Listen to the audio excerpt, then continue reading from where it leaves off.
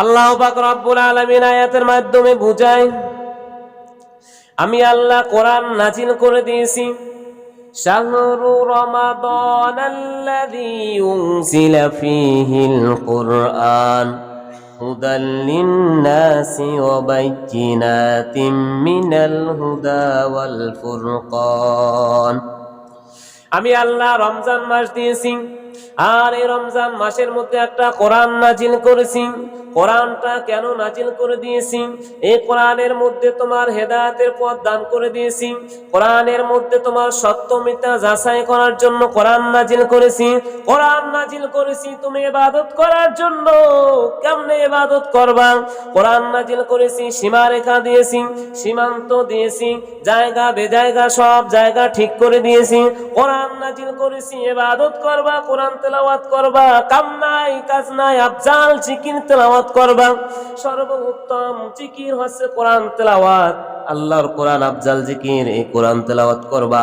রমজান মাসে কোরআন নাজিল করেছি, বেশি বেশি কোরআন তেলাওয়াত করবা। জোরে বলুন সুবহানাল্লাহ, আরো জোরে বলুন সুবহানাল্লাহ।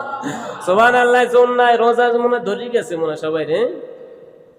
রোজা রেখে রুহুকে তাজা রাখতে হবে, রোজা রেখে শরীরকে শক্তি দেখাইতে হবে। শক্তি পড়ে গেলে হবে না। আপনি যদি দুর্বল হয়ে যান, মনকে যদি দুর্বল করেন, তাহলে আপনি ক্লান্ত হয়ে যাবেন। মনকে স্থির রাখতে হবে।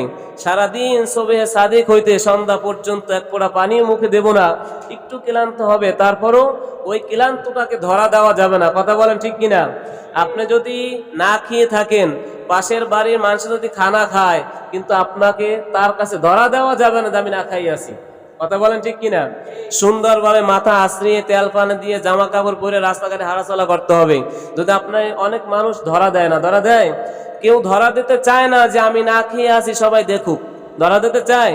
আমরা রোজা রেখেছি, আমরা রোজা রেখে যাতে দুর্বল হয়ে গেছি একেবারে শেষ, এই ধরাটা দেওয়া যাবে না। শক্তি দেখাইতে হবে। একটা একক তো ভাত না খাইলে কি হয়? কথা বলেন ঠিক কিনা? একক তো ভাত না খাইলে কি হয়? কিছু হয় না, তবে পানির তৃষ্ণাটা বড় তৃষ্ণা। কথা বলেন ঠিক কিনা? মানুষ ভাত না খাইয়ে থাকতে পারে, কিন্তু পানি না খাইয়া থাকতে পারে না। তারপরও আল্লাহ রাব্বুল আলামিন বললেন যে ধৈর্য ধরে এই রমজান মাসে এক ফোঁটা পানিও খায় না আমার বান্দারা, এই রোজাদারের পুরস্কার আমি আল্লাহ নিজ হাতে দান করবো। সুবহানাল্লাহ। আল্লাহ